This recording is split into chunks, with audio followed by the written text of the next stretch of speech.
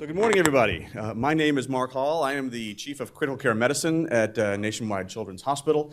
I am also an immunobiology investigator, and I run an NIH-funded research laboratory at the Research Institute at Nationwide Children's.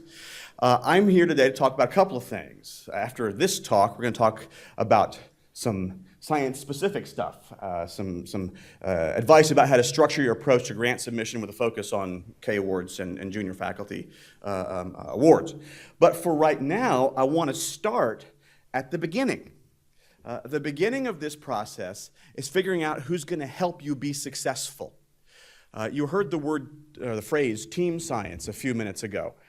It is absolutely essential in 2018 that you be part of a research team in order to be successful.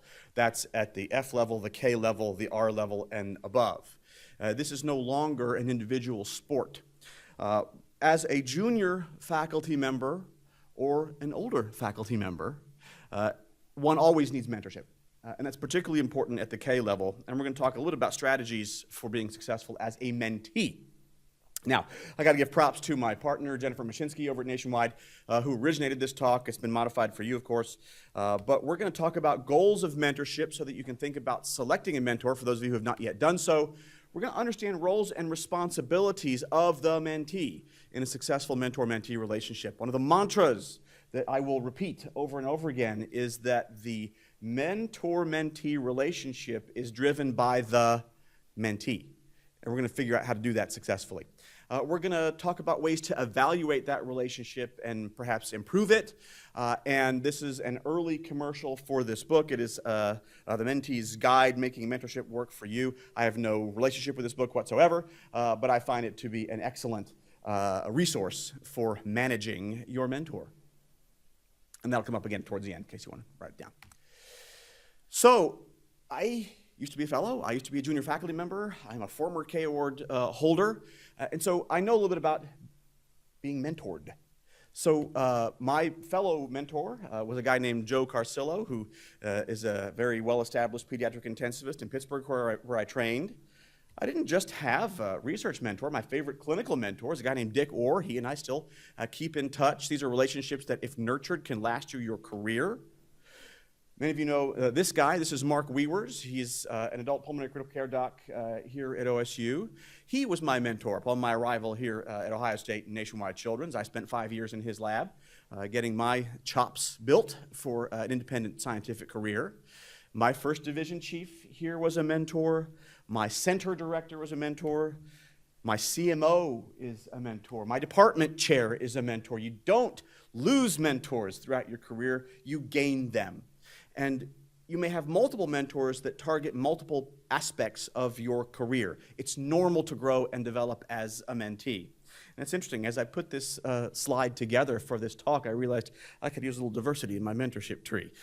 That wasn't intentional, but certainly a growth opportunity for me. So your tree should never stop growing, but the ones down at the roots are certainly very formative for your junior faculty career and beyond. So, of course, the concept of a mentor is not new.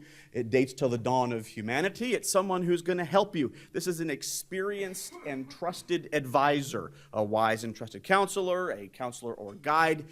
The whole point here, this is someone who teaches you something you don't know, a guide who helps you define and understand your own goals, someone to help you ask questions that you don't even know to ask because you are young, inexperienced, naive. Those things may sound like negative things. They're normal things.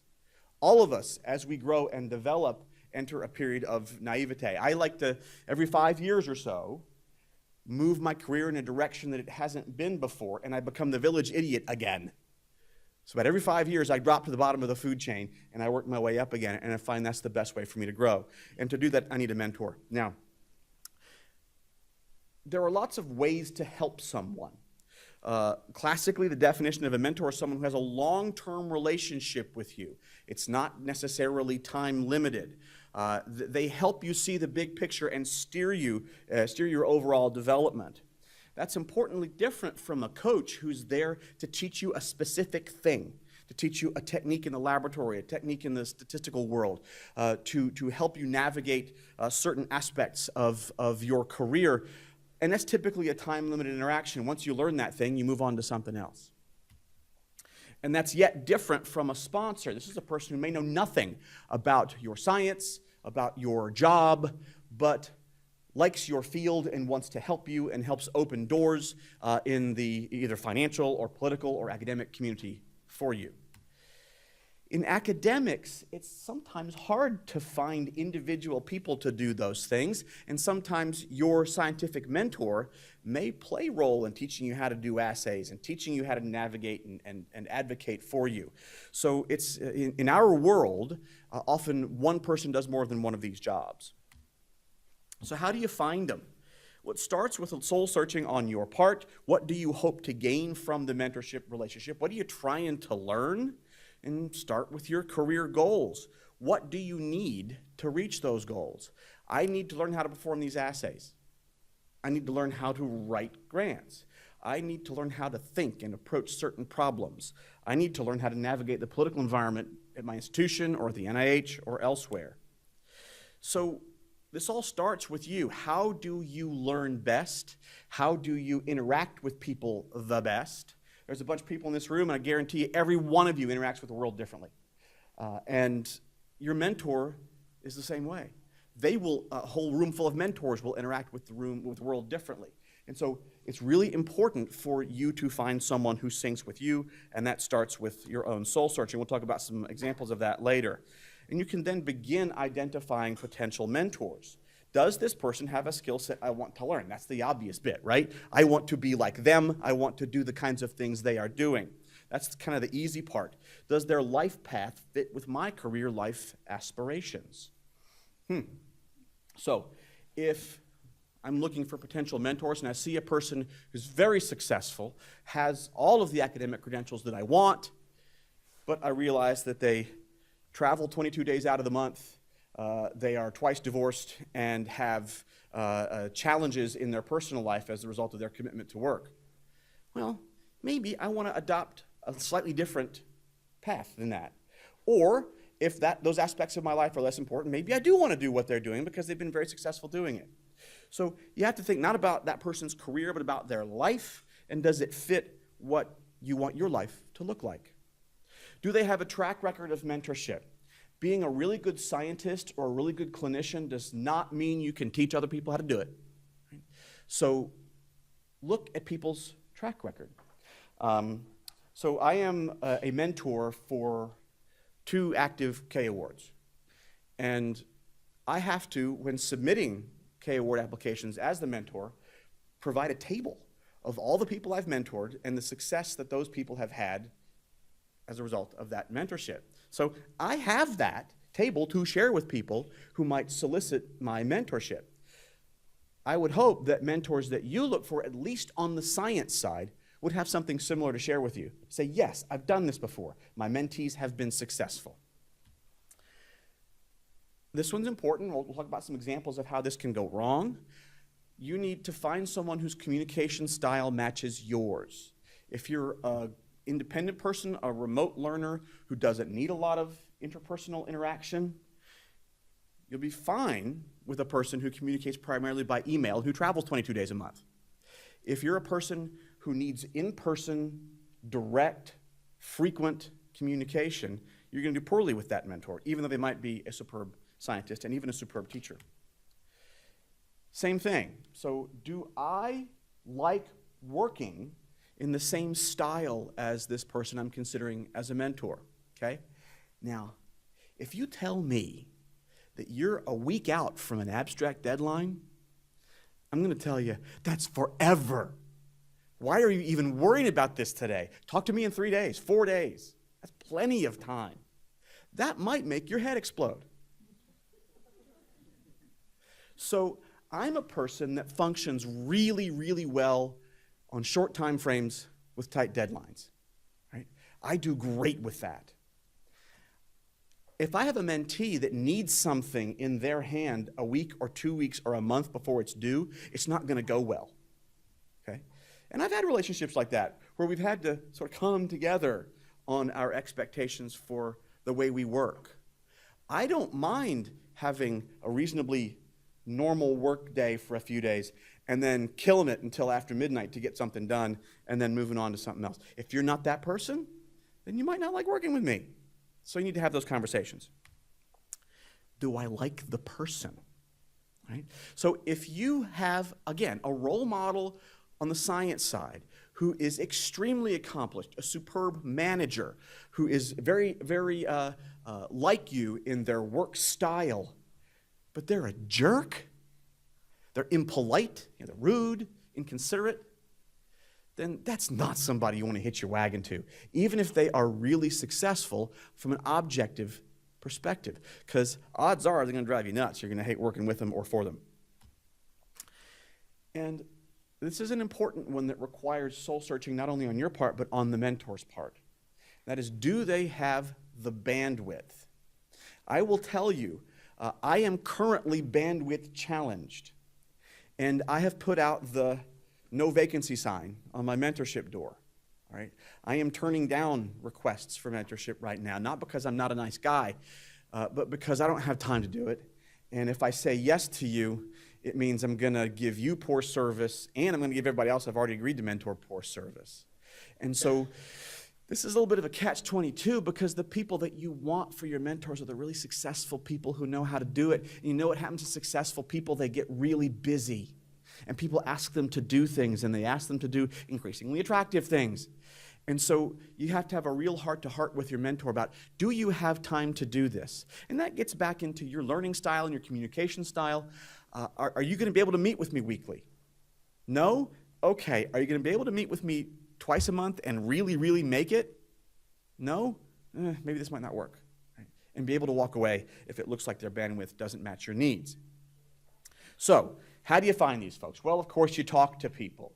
You talk to people in your scientific discipline. You talk with leaders, whether they be center directors or division chiefs or research directors, and try to get a sense from them who has time, space, resources, communication skills, mentorship track record, bandwidth, all of the things that we referenced in the last slide. So there are people in your institution who have a sense of who might be a good mentor for you. And you can observe experienced people around you. If you happen to know the last mentee that got an R out of the person's lab that you're considering joining or their research program, have a cup of coffee with them. How'd that go? What was Dr. So-and-so like? Right? Because that can greatly inform your experience. For those of you who are doing research that would be listable on PubMed, certainly NIH Reporter, you can go to the web and get a sense of who's doing science and who's funded to do science in your area. You go to NIH Reporter, and many of you have probably done this, but there's a little tab called Matchmaker. How obvious can it be, right? So this is for both collaborators, to look for collaborators and to look for mentors. So you can type in keywords, you can type in locations, and try to understand who at Ohio State, or anywhere else for that matter, is doing work that is similar to what you'd like to do.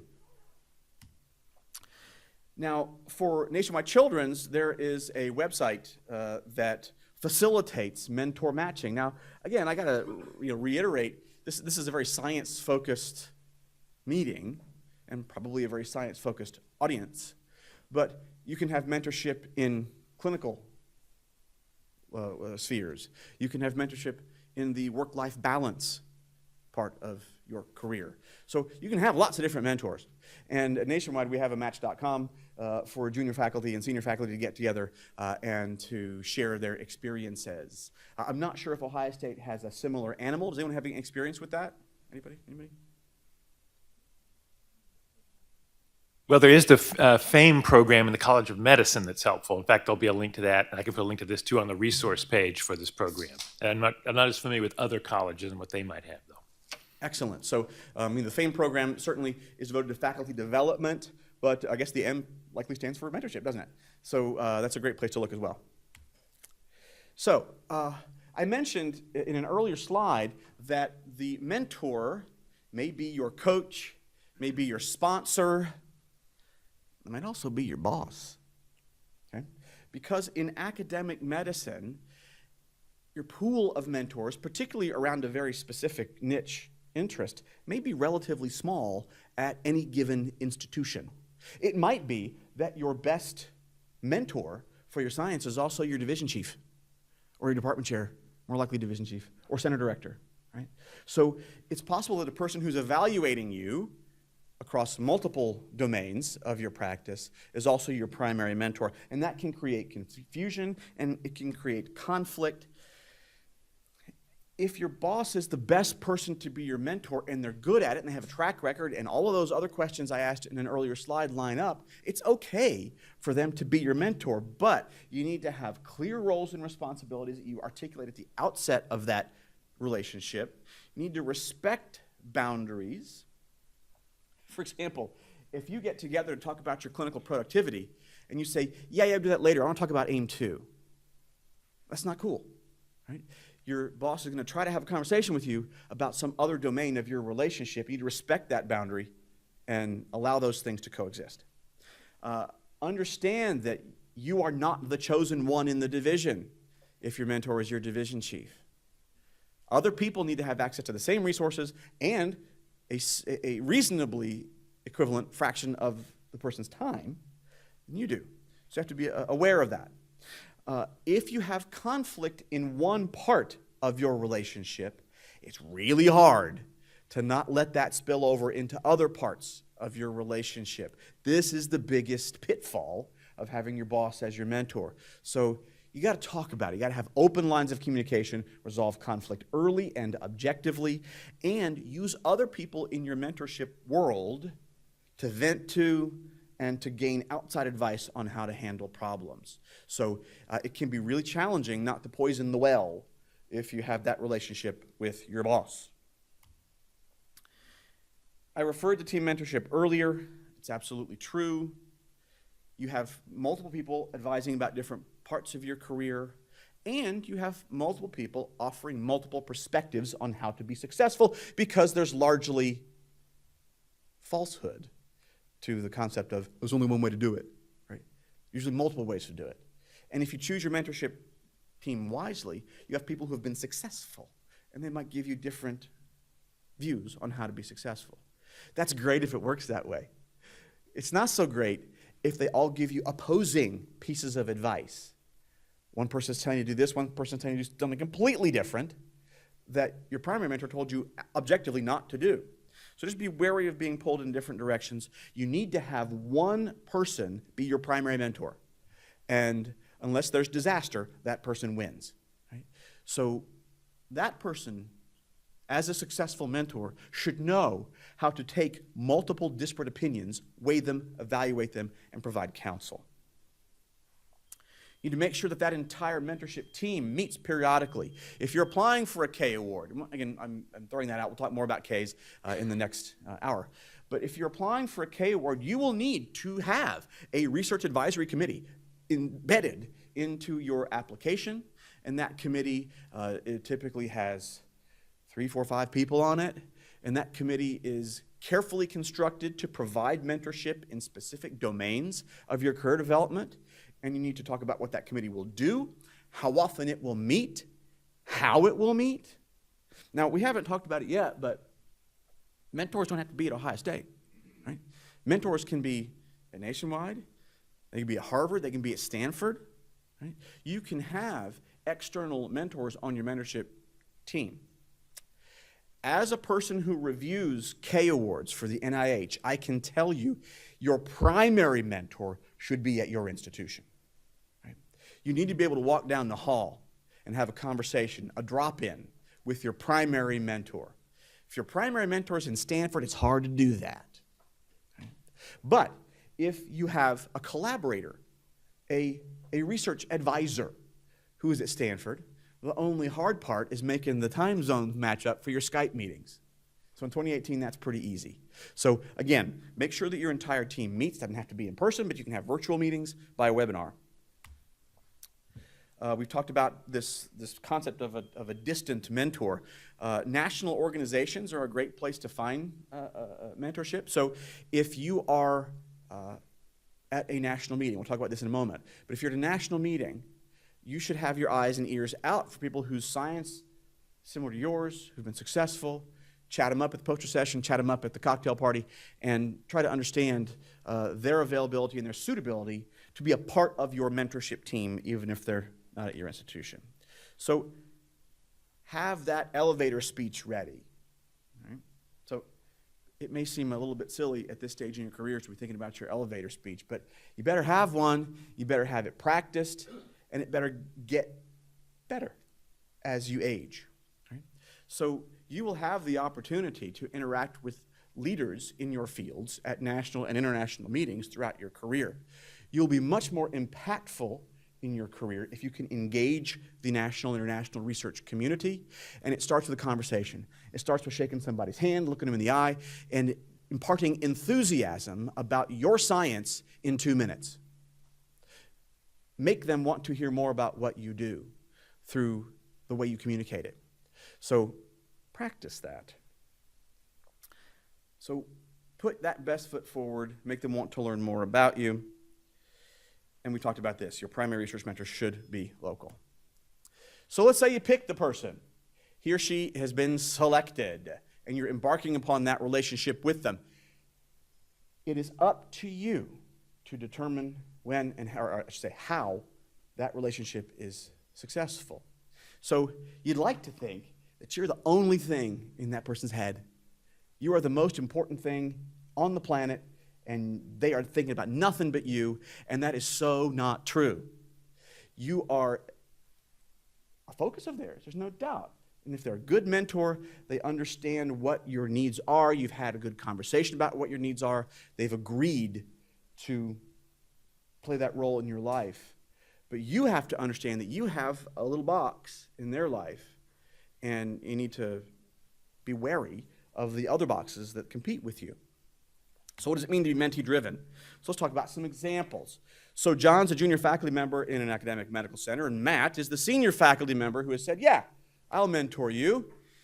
Matt's been around the block a time or two. He understands this relationship, at least in his experience. And he knows that junior faculty members sometimes struggle with losing focus, and they need to be provided structure, expectations, accountability, regular meetings, milestones, metrics. Matt's a rigorous guy, right? Provides John this detailed list of goals and expectations, sets out an ambitious meeting calendar and milestones along the way. John's not so much into that. So John, he expects a less structured mentorship arrangement, and he gets offended by the micromanagement of Matt, the senior mentor. So the relationship ultimately sours and ends in conflict. So is anybody wrong here? So Matt's doing what Matt has learned has been successful for him in his role as a mentor. John was expecting something different, right? Maybe John's very independent and works well with self-imposed deadlines, and maybe his work style is closer to mine, where he can produce high-quality work in short amounts of time, close to deadlines, right? Doesn't mean that either of those are wrong. It means they did a poor job of communicating during the creation of the mentorship relationship. Because if Matt had laid this out up front, John might have said, you know what, you might not be the person for me. And Matt might be like, great, see you later. Now, slightly different approach. So you got Susan, who is being mentored by a senior faculty member who's recently been promoted. So that senior faculty member's got some more stuff on their plate. And her mentor acknowledges that he's really busy, but I can do this. I want to help in any way that I can. And so they set up monthly meetings, most of which don't happen, all canceled, most of them canceled, can't be rescheduled because of the mentor's travel administrative schedule. But the mentor's committed to this relationship and is providing timely email feedback on proposals and aim development and manuscripts and experiments. They're actually getting work done between the two of them, and the mentor thinks that that's okay. Susan craves face-to-face interaction and is dissatisfied with this relationship. Is anybody wrong here? Again, the mentor is motivated and thinks that he is doing good service to Susan, but it doesn't match Susan's learning style. It might be that another mentee might be very happy. You know that John guy? John might have loved this, all right? So again, communication about your learning styles is important, and communication about your mentor's bandwidth is important so that you're not disappointed, either of you. All right, so take some time to get to know each other. Discuss those goals and expectations of that relationship. Create specific, well-defined goals. We're going to meet weekly. And if we can't meet weekly, because I know you're busy, we're going to meet at least every other week. And that's going to happen. And we're going to track that. And if you have to reschedule them, fine. But we're getting 2 meetings a month in. No bending on that. Determine those criteria to define success. If I send a manuscript to you, I need it back with edits within 2 weeks. Not 2 days, 2 weeks. Is that reasonable? Give me 3. Okay, 3. 3 it is. Right? Have that conversation so that nobody's disappointed. Create that timeline. We're going to submit for your K in October. That means I need your aims in April, and we're going to refine them for the next 2 months, and we're going to start on the research strategy in June. These ground rules are really, really important.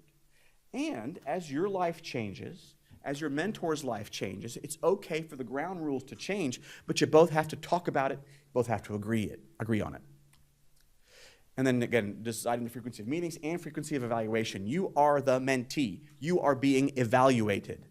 Whether it is as explicitly laid out as Matt in the first example, or whether it's a little bit more ad hoc, you are going to be evaluated by your mentor. Are you making progress the way that you're supposed to? Now, you have to know what supposed to means. So again, how many papers a year? How many papers a quarter? How many grant applications a year? How long should it take to write a paper? How long should it take to write a grant? How quickly should you get feedback on experiments?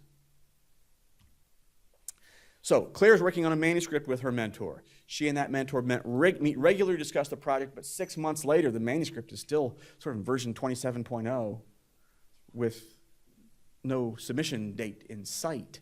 And thinking back on it, Claire realizes that, we've talked about this a lot, but we've really not made any decisions about how to handle certain things. And then sometimes we'll make a decision, and then 2 months later, we'll reverse that decision, do something different. You got to call people on that. Right? And you have to drive that process forward.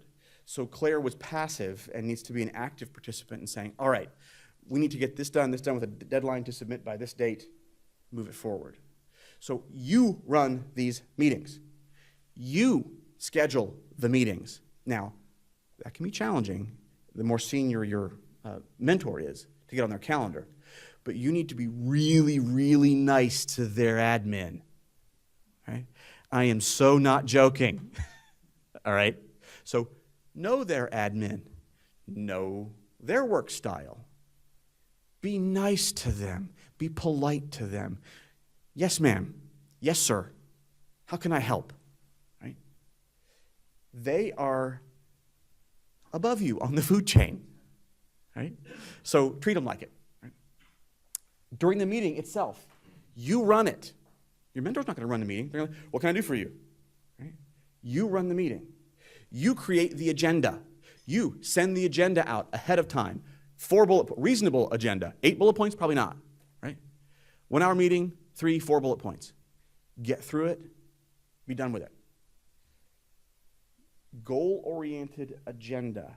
We are going to tackle aim 1 today. We're going to review the next set of experiments that we're going to do since I last showed you my results. We are going to finalize the discussion of the manuscript together. Move the meeting forward. You know what senior smart people tend to do? They tend to talk. And they tend to talk about the things that they know, and they tend to wander off topic a little bit, get in the weeds. Right? I do it. We all do it. Help us. Help herd us back onto the road so that we can move forward with your agenda that you made and you own and you drive. At the end of every meeting, you create a list of action items and you repeat them to the mentor with a timeline for completion. That includes things that you're supposed to do and things that they're supposed to do. And you send a copy to them by email. As you remember, in our meeting from August 28th, you said you would have this to me by today. Do you? Right? It's really hard if there's no record of that and that mentor's brain is so cluttered it has popped out and they don't remember it. But if you have minutes from your meetings, not big things, but little to-do lists, action items, and timelines, it will help that relationship move forward. Now, I am not too proud to admit this. One really good trick, if I'm behind on something and I have not fulfilled my obligation to get you some feedback or some work product, is to make an appointment with me for an hour in my office. Show up with your computer, sit there. I'm going to do some work here while you do that thing you owe me, okay? That has happened on more than one occasion upon my suggestion. That the mentee has come in and said, you need to give me that discussion section because we were supposed to submit it last week and it's not done. I'm going to sit here and watch you do it. All right? It works. It works. Now, of course, I don't want them to sit there and watch me type, but they bring some work, they sit there and they work, I work, we get it done, right? So I wouldn't say that's an everyday occurrance. That's a mark of maybe a bad mentor. But if you're in a mode where you've tried other tricks and the mentor is still bandwidth challenged and or not responsive, that's another tool in your toolbox to help move projects forward and to help grow that relationship. All right, Tom's got a grant application due in 2 weeks. He emails a draft proposal on a Friday afternoon, doesn't hear anything. Over the next week, he's figuring, all right, he's reading it, it'll come. After 10 days, with Tom's deadline looming, Tom emails his mentor again. Mentor says, what proposal? He didn't see it. Right? I get about 200 emails a day, okay, in my work email, right? 200. Do I miss stuff every now and then? You bet. Right? One email isn't going to cut it. Don't rely on email alone. Again, you have your agendas at your meetings, your action items, right? But then you got to poke people. I haven't heard from you. Did you get this? There's been radio silence from you. How's it going? Right? I had a person whom I mentor email me yesterday and he said, I'm really sorry to bother you, but this thing is due tomorrow and I really, really need it. We talked about it last week. I hate to bother you. Bother me. Bother me. All right? I need to be bothered sometimes for things to rise to my attention, particularly in my inbox. All right? So you're not bothering your mentor by simply helping them prioritize and make sure that you, the mentee, stay on their radar because the relationship is mentee-driven. You're not bothering them. Right? If you're being a jerk about it, they'll tell you. So set hard deadlines. I need this by Wednesday, or I set up this meeting on Wednesday. Ask questions, solicit feedback, of course. This is my little commercial to block time on the mentor's calendar. Your admin, their admin is extremely helpful in this way. So not only they, but you should evaluate this relationship periodically. Start with your career goals and your learning goals. Ask yourself and ask them, are we making progress the way that we think we should? If not, why not? Let's do a little debrief. Let's figure out how to rearrange things on people's plates if they need to be rearranged. Think about how that mentorship time is being spent. If, again, your mentor is your boss and you spend 2/3 of every meeting talking about your clinical life, then that's probably not going to allow your science life to move forward the way that it needs to. So think about how that time is being spent and think about how well you're communicating. So if it's not working, talk about it. Talk about it early before it becomes toxic. Make a plan to compromise, if it can be done, and follow through on that compromise. If you have a research advisory committee, which I strongly suggest all junior clinician scientists do, talk with your committee members. You can convene them and discuss issues, get different opinions about how to manage problems. You can meet with them one-on-one if you're wanting for it to be a little more subtle in the feedback that you get, but get help. Don't wait for it to get better. It probably won't. So if you have a problem with lack of timeliness or lack of resources or lack of anything, Talk about it early with your mentor before it becomes a big problem. Again, the growth, development, improvement of this relationship takes work. It's like a marriage. It takes work, and it should be driven by the mentee. So again, mentor selection depends on your goals. This comes from you, your heart, your career goals, your life goals. You got to drive it, and you got to evaluate it. If you do those things, you and your mentor will be successful. So with that, I'll take questions before we move on to the next thing. So, thanks.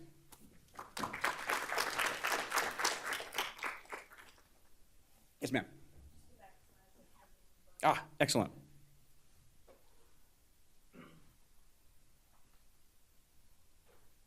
I guess I'll ask this. I feel like there's a fine line between being aggressive to ask the mentor to do something and being annoying. How do you navigate that? So the question is how can you be an aggressive self-advocate and not be annoying?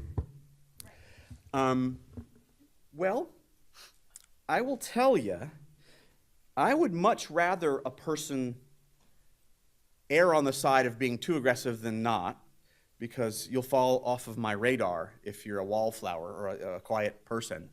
I'll tell you if it's too much. And that can, and perhaps should, be part of your regular evaluation process of the relationship. So every quarter, a couple times a year, how's it going? Am I being too pushy? Is this okay how it's going? You've been much more responsive since I've been more aggressive with my emails. That seems to work for me. Is that going okay for you? Right? Make the environment, make the relationship safe for you both to give each other feedback. Right? So you know the relationship is good when your mentor can tell you to go jump in a lake because they don't like how you're behaving, right? You need to have good, open, honest communication. And if they say, all right, you can back off a little bit, I'll get it done, I promise. As long as they do it, you're okay. So I would say there is a line. You should be aware of it, and you should get your mentor's feedback on how close you are to it. And that'll work okay, I think. Anybody have any tips, any successful things they've done to help manage their mentor? Because they do need to be managed.